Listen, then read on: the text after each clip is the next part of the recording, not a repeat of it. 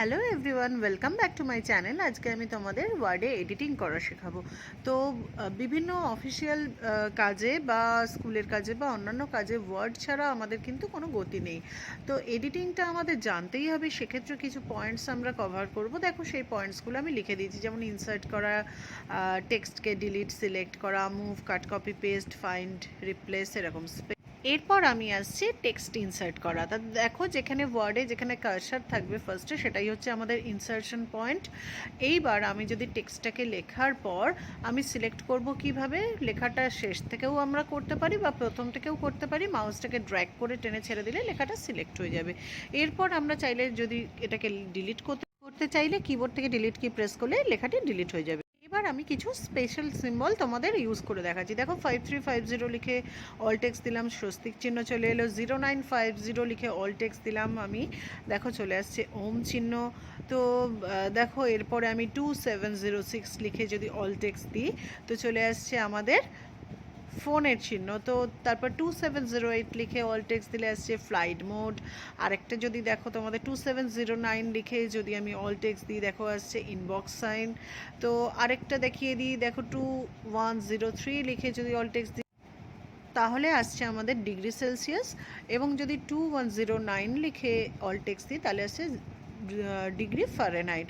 তো প্রত্যেকটা সিম্বলের জন্য একটা নাম্বার লিখে আমরা দেখো আমাদের অল টেক্সট দিলেই কি হচ্ছে, ওই সিম্বলগুলো চলে আসছে। তো এইরকম অনেক সিম্বল আমাদের খুব প্রয়োজন লাগে। তো এগুলো সার্চ না করে আমরা যদি নাম্বারগুলোকে মুখস্থ রাখতে পারি তাহলে খুব সহজেই আমরা এই সিম্বলগুলো আমাদের ডকুমেন্টে ইনসার্ট করি।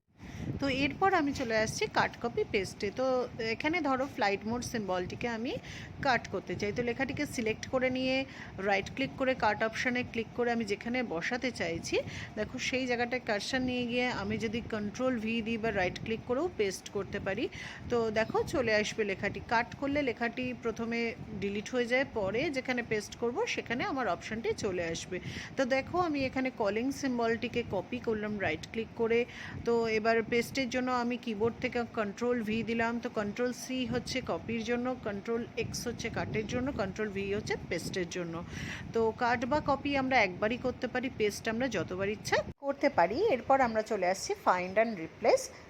কোনো একটা লেটার বা টেক্সট বা নাম্বারকে আমরা যদি সার্চ করতে চাই, সেটা পুরো ডকুমেন্ট জুড়েও হতে পারে বা কোনো একটা পার্টিকুলার লাইনের মধ্যেও হতে পারে। তো দেখো, এখানে আমি কলকাতা দিল্লি দুটো কথা আছে, এর মধ্যে এ লেটারটাকে আমি সার্চ করতে চাইছি। তো কন্ট্রোল জি দিয়ে আমি ফাইন্ড করার পর দেখো এখানে ফাইন্ড ইন আমি মেন ডকুমেন্টও করতে পারি বা ওই লাইনটা দিয়েও করতে পারি। তো করার পর আমাকে ফার্স্টে লাইনটার ফার্স্ট পজিশনে কার্সারটাকে নিয়ে আসতে হবে, কারণ প্রথম থেকেই সেটা সার্চ করবে একে। তো আমি ফাইন্ডে গিয়ে আমি যদি এবার এ লিখে দিই, যে এটাকে আমি সার্চ করতে চাইছি, দিয়ে ফাইন্ড নেক্সট করলে দেখো কলকাতার ও যখন লেখাটার ফার্স্টে কলকাতার এটা পাচ্ছে, তারপরে টি এর এটা পাচ্ছে, তারপর যখন আবার ফাইন্ড নেক্সট করছি এখানে ডকুমেন্টে অল্ট প্লাস এক্স লেখা ছিল, তো অল্টের এটাকেও ও সিলেক্ট করে দিল।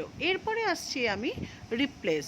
তো রিপ্লেসের ক্ষেত্রেও আমি একটা লাইনকেও করতে পারি বা একটা ওয়ার্ডকে করতে পারি বা একটা লেটারকে আমি পুরোটাই বদলে দিতে পারি। তো এখানে আমি পুরো ধরো কলকাতা ওয়ার্ডটাকে আমি বদলে দিতে চাইছি রাঁচি ওয়ার্ডটা দিয়ে।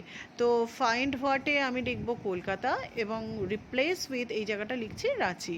তো লেখার পর একটা যদি ওয়ার্ড থাকে তো সেক্ষেত্রে আমি করব রিপ্লেস, আর যদি অনেকগুলো ওয়ার্ডকে একসাথে করতে চাই তো সেখানে রিপ্লেস অল, যতগুলো থাকবে কলকাতা সব জায়গাটায় এটা। তো এই ছিল আজকের ভিডিওটি যদি ভালো লাগে প্লিজ একটা লাইক করো এবং চ্যানেলে নতুন হলে চ্যানেলটি প্লিজ সাবস্ক্রাইব করো। তো টিল দেন, বাই বাই।